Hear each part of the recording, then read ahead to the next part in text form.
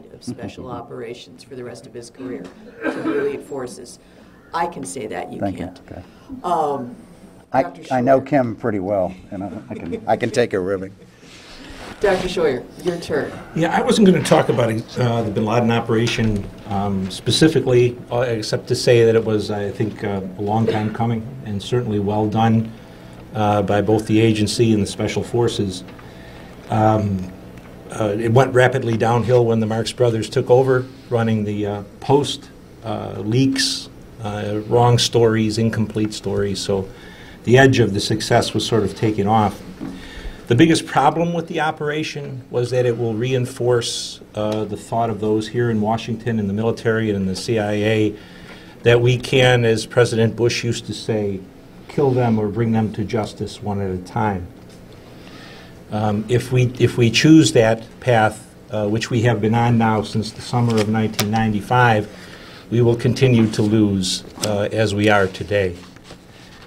In the summer of 1995, I began a program which has been indeed wildly successful and wildly unpopular, called the Rendition Program at CIA.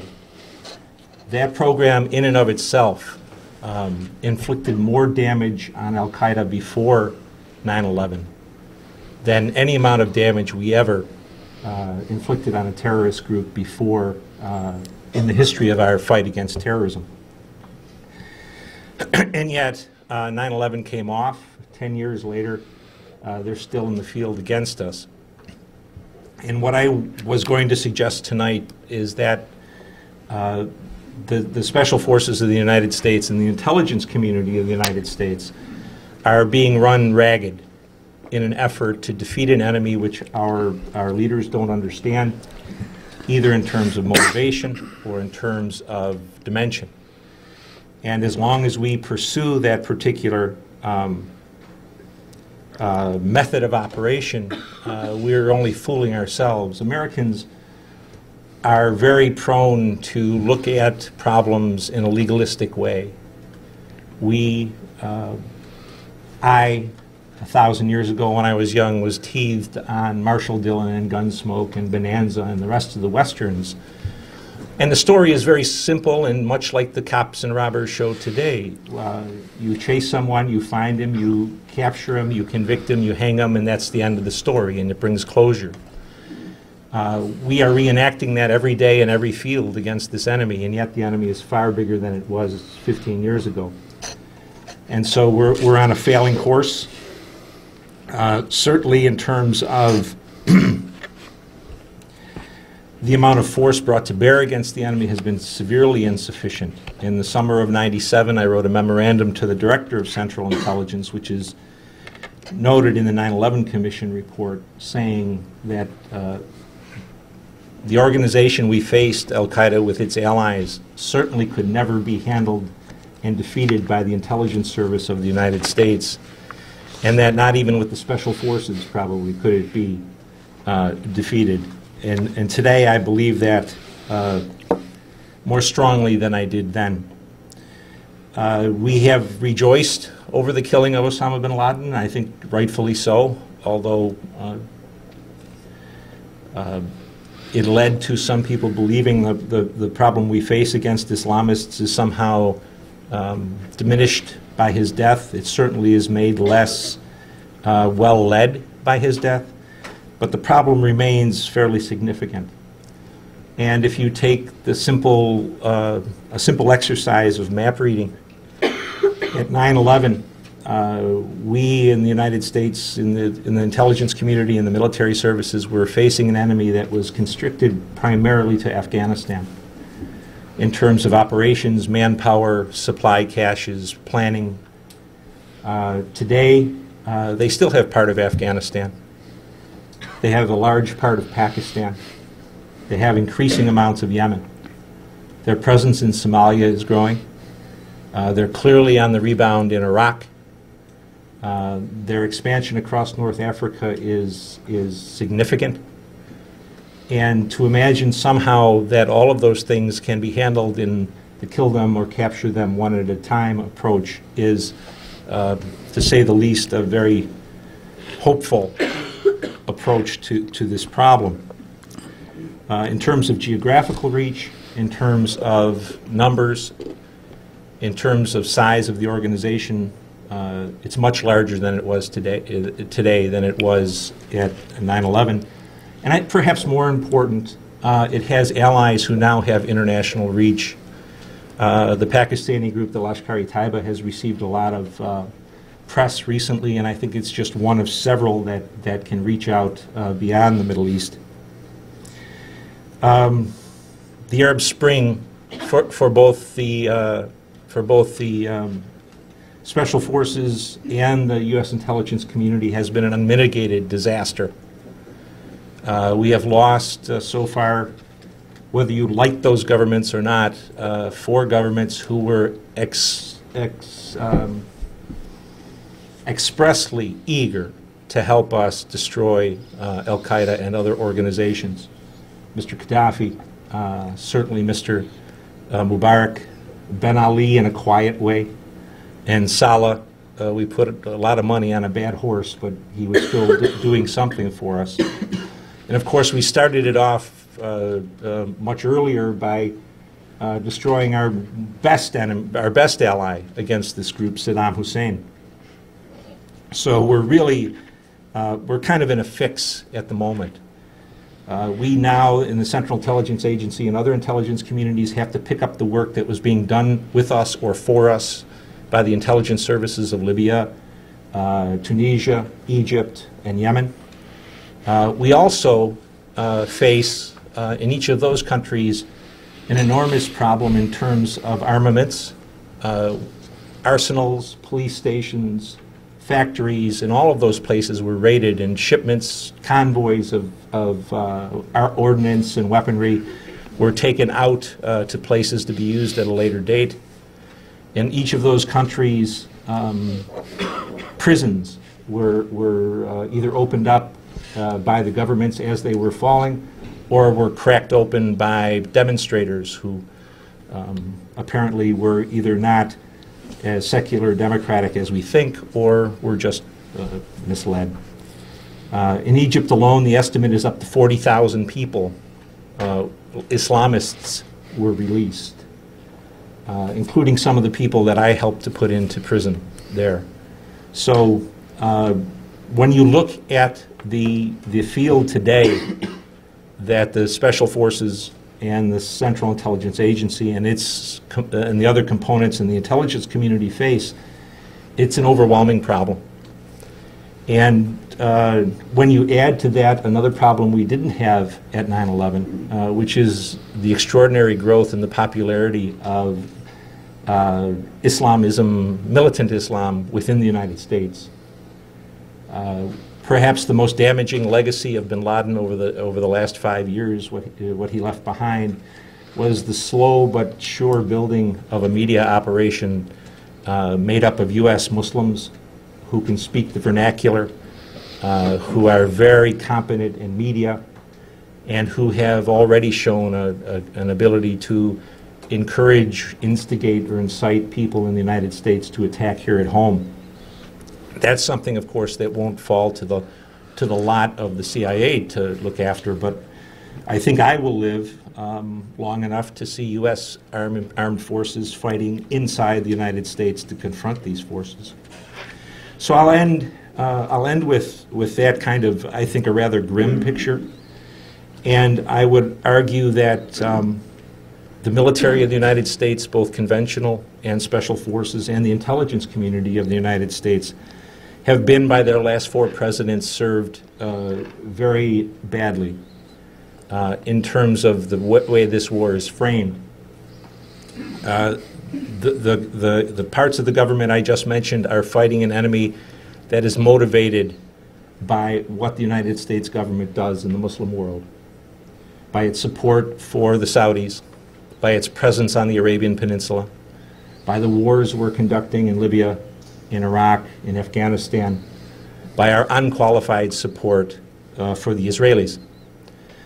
As long as that foreign policy remains a status quo policy, we will never be able to stem the growth in the next generations down the road of people who will take up arms in the cause that bin Laden declared war on us for in August of 1996. Well, as moderator, I'm going to take a shot at the first question. We'll put a microphone out in the crowd. When I get questions from you all, I just ask if the question becomes a statement, I will wrap you up and ask you to move on. I started this out by saying that some things remain the same and some are different. We're still fighting Al-Qaeda. It's got, as of today, confirmed different leadership. We have Ayman al-Zawahiri, the Egyptian, at the helm.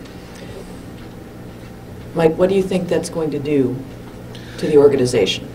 I think it took a long time to decide on Zawahiri. Zawahiri has a reputation of being very much an aggressive, fierce kind of individual, not the engaging person that bin Laden is. He also has the handicap of being an Egyptian and never letting anyone forget that he is an Egyptian. And Egypt has been there for 4,000 years, and Yemen is a new country on the block, and that kind of thing. He's a very professional man. I think that he is likely to preside over a discussion which will yield a move away from bin Laden's focus on another large attack in the United States and move more toward Hamas-like attacks in the United States, IEDs and events like Major Hassan and the fellow in the Times Square would-be bombing. I think he has to be careful. I think we should take a little bit of hope, and hope he has not changed over the last 10 years, because I think his personality would be such that it would grow some animosity toward him within the organization. I think the really important point is in the next couple of days or weeks, who is his deputy? There are some very talented people out there. One is a man named Abu Yaha al-Libi, who is actually number 3 in the organization at the moment. And the fellow I would watch is the head of Al-Qaeda in the Arab Peninsula, a man named Abu Ayhashi, who was bin Laden's private secretary, an eloquent speaker of Arabic, and also a very talented military commander. By the way, you might have noticed we pronounce Zawahiri different ways. I have been told, depending on which organization I'm working for, 3 different ways to pronounce that name. Same thing with Arabic transliterations of some of these names. You'll notice from news organization to news organization, each of us decide on a standard. We don't call each other up and agree, though. So, Tom, I have to ask you, from the special operations perspective, after the bin Laden raid, and with so much detail out about it, how has that either endangered what special operators do overseas, or reinforced the choice of going with direct action versus the other things that special operations does? Good question, Kim. I think that there's no mistake as to why direct action is right there up at the top in terms of Special Operations Forces core missions. That's probably the most difficult, the one that takes the most training, the one that takes usually the most intelligence, and it's something we always have to be prepared to do. That brings good things with it because there's an exceptionally high degree of training. People that want that type of challenge gravitate towards taking on the toughest possible missions that they can. So there's some positives that come with it. I can remember after the Iran rescue attempt that there was a lot of concern because news media in North Carolina, local stations, were trying to identify specific operators that had been on the mission, put their faces in the paper, report on where they lived, and obviously that's not something that a special operator wants out there in the media. That's because, of course, you mentioned that while USSOCOM is based in Tampa, one of their other major centers is Fort Bragg, North Carolina. Right. Yes, and that's where the majority of the Army headquarters and other elements are.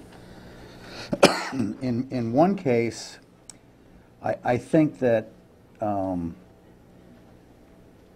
the effort to go after bin Laden and what happens afterwards is almost a perfect opportunity for something that I don't think we've done as well as we could have done or could do. And that is, if you look back in the decades, and Mike talked about the importance of foreign liaison services, even though they might not be your friend every day on the front page of the New York Times, they do serve very useful purposes. You mean in terms of like working alongside the Pakistani Inter-Services Well, yeah, Intelligence? yes, but we have trained special forces and security forces from the Philippines to Kenya over the last decades. And you will find a cadre of very, very capable and dedicated, in some cases retired, intelligence personnel, special operators, who would love to assist the U.S. And if we could put together a team of people that don't have to be very highly vetted, and in many cases do not have the type of trails, electronic trails, that Americans have, I think we can put together a force that will make it very difficult for Al-Qaeda to gain a permanent sanctuary and not feel that they have to look over their shoulder every time. I really think it can be done. There's people out there that are more than willing to do it. We have the capability within the intel services and within special operations forces to put this type of capability together. Tagging, tracking, locating, 24-hour surveillance. They don't have to be highly trained to do this. They just have to be trustworthy. We can vet them. But there's literally thousands and thousands of assets like that we could use in this fight. There's a problem, and that problem is turf. Mike knows it exists. I know it exists. Maybe we can move ahead on something like that in the future. The other thing I wanted to mention that we don't look hard enough at is finances. These people can't operate without some type of financial resource. And I think you may have seen the other day where the Pentagon decided that dealing with threat finance was really not a defense mission. Yeah. Economic warfare is a form of irregular warfare, and I think it is a legitimate defense mission. I'd like to ask Mr. Scheuer, for how long can the U.S. deny the fact that the ISI is an Islamic terrorist outfit? My second question to the Honorable Mr. O'Connell is, what's the wisdom of using conventional military to fight clandestine foreign terrorist organizations? When you look at what the Pakistanis have done for us since 9/11, they help us wreck a perfect government for them in Afghanistan in the form of the Taliban. They allowed us to expand our intelligence and our military presence in their country. We had virtually free overflight rights. We've turned part of Karachi into a NATO naval base. And most of all, Musharraf and now the gangster we put into power there, what's his name? Kiani? No,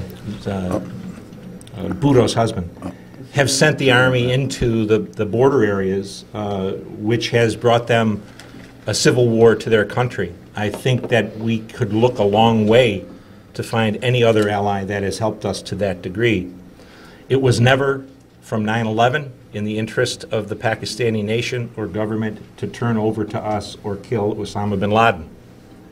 And had we had adults in the White House at any time in the last 3 administrations, we would have known that. And we would have realized that at some point the Cold War is over, adulthood is again valued in leaders, and we would take our own part in things and not depend on third world dictators to do our business. So I don't have much use for the idea that the Pakistanis are not helping us. They're helping us to the extent that it's in their interest to do so.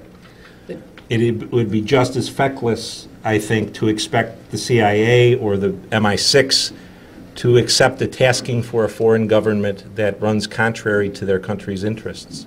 How about the charge that the ISI shelters and even in some cases actively helps the Haqqani network, which is shipping explosives, manpower, weaponry into Afghanistan, killing U.S. troops?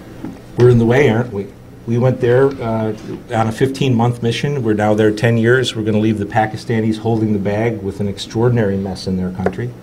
They will not tolerate, they cannot tolerate from a security perspective the survival of Karzai or anything resembling him, which is allied with Iran, with Russia, especially with the Indians. You know, again, it's an adult world. And the Pakistanis need a government in Afghanistan that will suit their interests and protect their western border and keep it quiet. So supporting the Haqqanis means defeating Karzai? It means defeating Karzai, and we have surrendered. They know we're not going to clean up the problem. We're just going to leave, and the problem will be there for them to clean up. And they have to look out for themselves. What do they say? It's a rough neighborhood. So I don't think it's surprising that they're helping Haqqani and the other folks.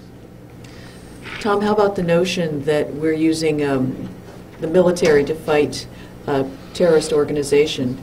I think there are circumstances where conventional forces, primarily ground units, can be used effectively in overwatch, in surveillance, in looking at large areas, preventing movement, etc.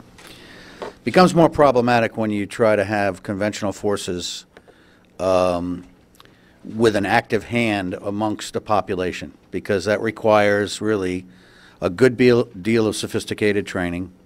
And I often thought during my visits to Iraq that it would have been much more effective to take those brigade combat teams, which in some cases were 5,000 people in conventional soldiers, in forward operating bases or in major bases that didn't seem to be having much of an impact on the population. They would go out, a lot of patrols, a lot of ambush. Interaction with the various Iraqi population was in some cases problematic, whereas if you looked at how the Green Berets operated with a cultural awareness, interacting and being close to the Iraqi forces that they were trying to train, you saw that that was probably a much more effective approach. But is there a use for conventional forces in terrorist situations? Oftentimes, yes. Is it ideal? Probably not. I think one of the most damaging things to American security is to continue to call the Taliban or the Lashkar-e-Taiba or Al-Qaeda terrorist organizations. If they were terrorist organizations, they would be destroyed by now. There's no terrorist organization that could absorb the punishment the U.S. military, for example, inflicted on the Taliban after 9/11. They're insurgents. They're soldiers without uniforms. If we would simply stand back for a moment and say, how many times have you heard a number 2 or a number 3 or a number 4 of Al-Qaeda killed in the past decade? Dozens, hundreds, whatever you want to call it. And yet the organization goes on. Same thing with different groups around the world, Islamist groups. Terrorism is a term that certainly is applied to people you don't like, people you want to delegitimize. But in the United States, it's also used to quash any debate about what you're doing, because a terrorist certainly can't say anything that's worth hearing, so why bother to listen to what they say? Well, why bother is it gives you an idea of how poorly our politicians have used the bully pulpit to educate Americans. There's virtually nothing in the rhetoric of Osama bin Laden or Ayman Zawahiri or the LET guys or anyone else that talks about we're going to attack those Americans because the Iowans vote early in presidential primaries every 4 years, or we hate liberty, or we hate women in the workplace. We're being attacked because of our foreign policy, because of what the U.S. government does in the Muslim world. And until we understand that, we can't win. And until we listen to what the enemy says, we can't understand what he's up to. And as long as we call them terrorists, we won't listen. And so it's an endless problem, which leads eventually to more blood and loss of money in the United States. You mentioned just now that the terrorist, quote-unquote, organizations have serious political policy problems with the United States. And you also mentioned earlier the Arab Spring. I'm wondering since the United States didn't choose to really get heavily involved in Egypt, since we basically spearheaded the movement to bomb Libya, and our actions in Tunisia weren't really there at all, do you think that that does show a slight change in U.S. foreign policy in the Middle East that would address some of the issues of al-Qaeda and these other networks? We are kind of floundering around in a belief that democracy is on the way in the Middle East. I think that's very unlikely. In most of those countries, the people who will have the power when the dust settles are either the military or the Islamists. Will it help? I guess I would turn the question around and say, what will we accept? Mrs. Clinton and the president have declared kind of a cultural war on Islam in terms of women's rights and other things that they're demanding now. What are we going to accept? Will we accept a moderate Egyptian government led by or at least influenced by the Muslim Brotherhood? But Mike, don't you mean, Islamist versus Islamic militant? Isn't there a distinction to be made? There's a distinction to be made, but not a distinction that apparently that the president or anybody in the United States recognizes, or any in the political establishment. When you read Obama's speech of the 19th of May, for example, he outbushed Bush and the neoconservatives. He called for regime change in 5 countries. He said, women have to have the same rights in Kandahar as they have in Milwaukee. He, at the moment, with Cameron and Sarkozy, are the chief recruiting sergeants for al-Qaeda and the Islamists generally. Because you're saying it sounds like they're attacking the institutions of Islam as opposed to attacking the militant They are portions. indeed, and I think I would be extremely critical of the way the coverage of the Arab Spring was handled by the media. They went to Tahrir Square and interviewed 200, maybe over 18 days, well-groomed, English-speaking, pro-democracy, professional, educated, young Egyptians, and then ran and read their Facebooks and their Twitters, and then extrapolated that over 85 million mostly illiterate Egyptians as the wave of the future. And I think the media generally, with respect, became cheerleaders rather than journalists. I was in Afghanistan at the time, hanging out with special operations folks. What advice would you have for someone who's quite desperate to change this status quo foreign policy of which you speak for more reasons besides the ones you mentioned, and is also desperately trying to get a job so that I can change it in some small way?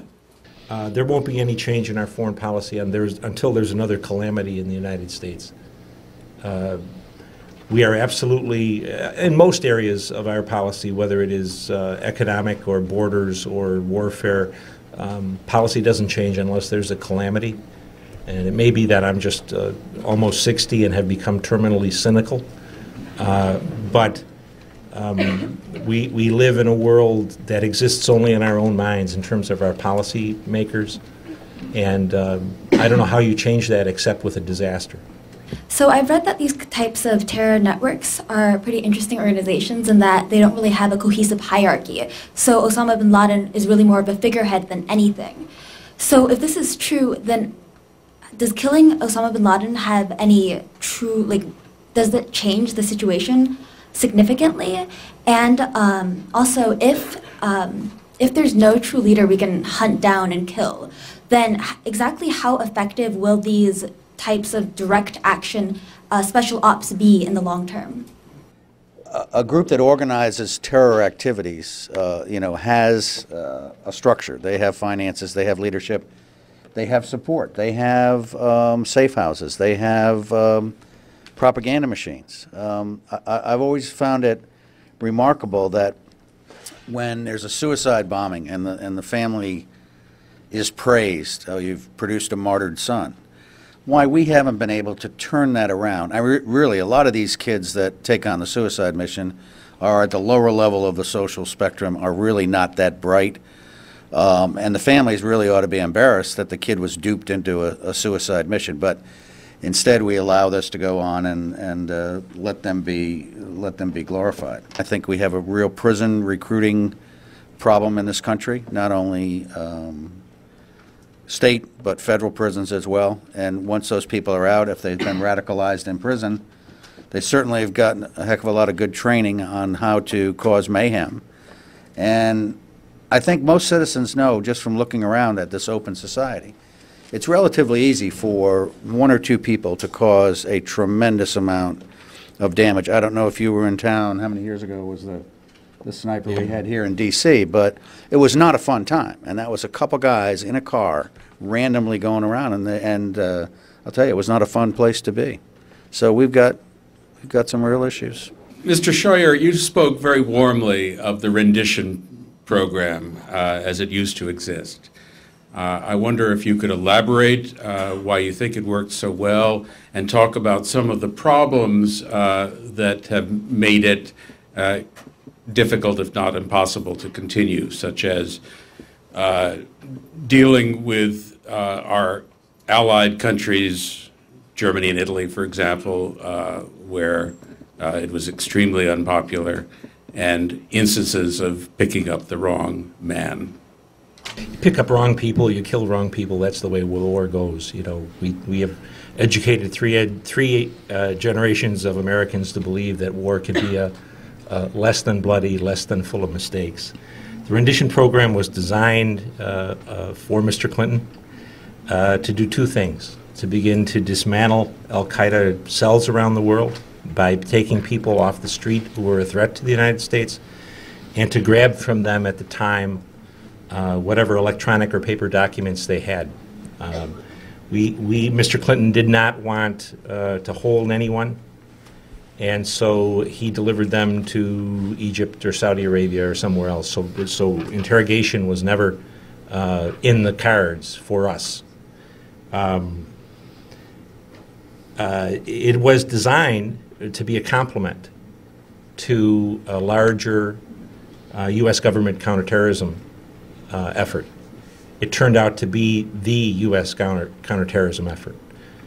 When General Shelton was the Joint Chiefs of Staff chairman, he refused to use the special forces at any time to go after al-Qaeda or the Taliban or anyone else. So it became the hallmark program, and it was never enough. You cannot win anything with the rendition program. It's kind of a Dutch boy with fingers to stick in the dike, but you cannot, it won't win. It's like drones, it's like special forces, it won't win. It'll buy you time, it'll kill some of the enemy, but I think Mr. Obama made an enormous mistake by ending the program. The discussion between what kind of interrogations there should be is one thing. The stopping of the acquisition of people on the battlefield who you want off the battlefield is another. And throwing out one because you can't decide how you're going to handle a prisoner of war is, I think, a mistake for the United States. And we've seen it just recently. Some of the information that helped to capture Osama or kill Osama bin Laden came from people that were picked up in the rendition program.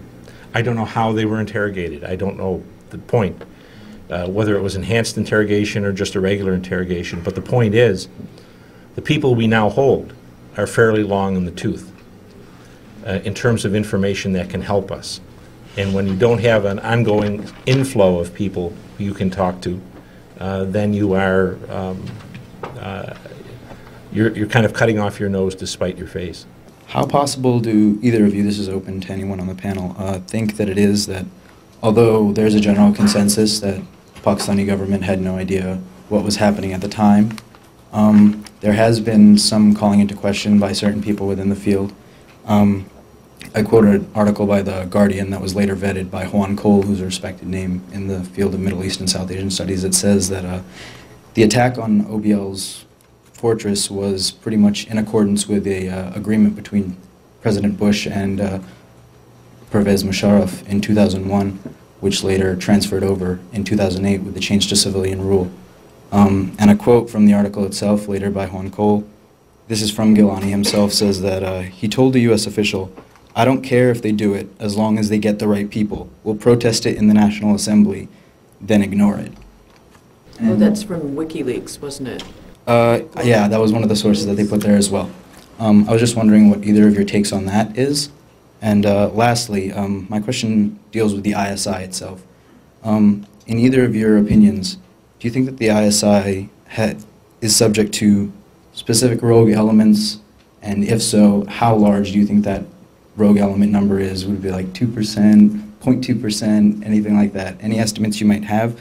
And how do we reconcile the fundamental difference in our interests with Pakistan's interests, for instance, in Afghanistan? I believe that the Pakistanis certainly must have had fairly high assurance that if we knew Osama bin Laden was any place in Pakistan, that they could expect us to go after him. I mean, that was a given from the president. So should they have been surprised on that? You know, I would say no, and I'll leave the ISI. Yeah, I don't think that there's a great deal of rogue in ISI. I think it's a very professional organization. It does what the military tells it to do. The military, since Zia's time in the 70s, has become increasingly Islamicized. It supported the Afghan Mujahideen, some of them who are now fighting us, so the relationship is very close there.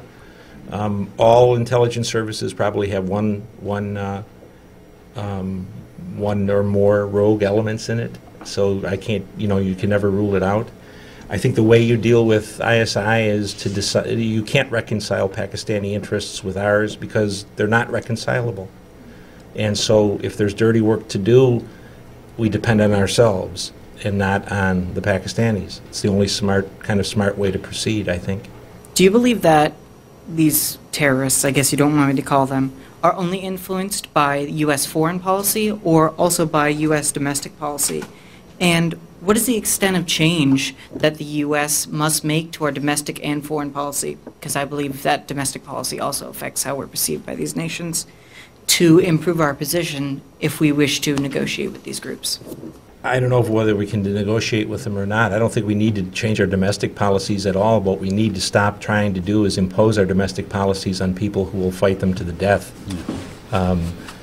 We should immediately stop exporting democracy. We should immediately stop trying to create women's rights in countries where people are going to fight them.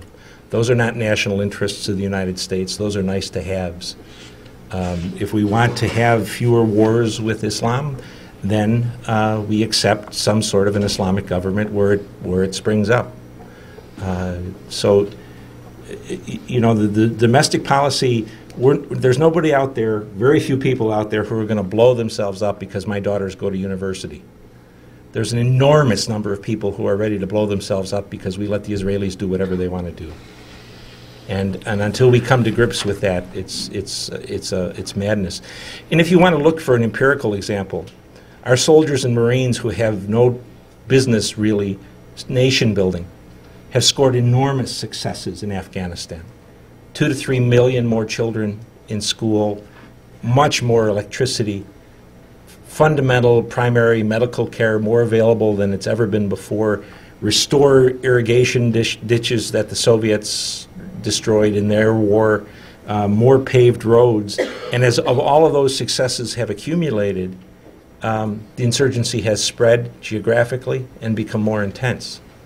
So nation building, as long as it employs our way of thinking, our way of living, is not taking hold in Afghanistan, and it won't take hold anywhere else. There's a lesson really from the Cold War, and we're old enough to remember the mirror imaging. It was very difficult for foreign policymakers and for serious scholars to stop the U.S. population, U.S. politicians, U.S. military from thinking, why do the Soviets think that way? Don't they see what they're doing is destructive, evil, whatever? And the answer is no. They don't think like us, we don't think like them. And if we assume that they think like us, we're going to miss the point. And that was a very, very difficult issue to get your hand around. And there's some similar